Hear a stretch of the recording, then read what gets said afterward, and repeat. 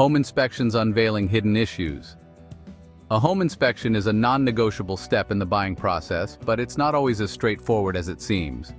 While the inspection fee itself might seem minor, the findings can lead to unexpected expenses that derail your budget. Imagine discovering mold, structural issues, or a failing HVAC system right before you move in.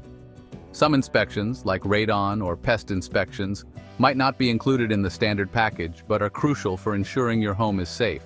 Skipping these could leave you with costly repairs down the road.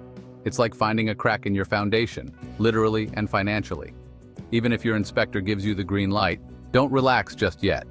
Some issues, like outdated electrical systems or hidden plumbing leaks, might only surface after you've moved in.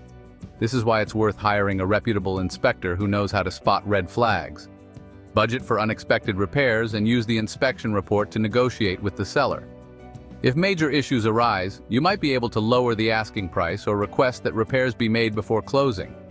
It's all about turning potential pitfalls into opportunities.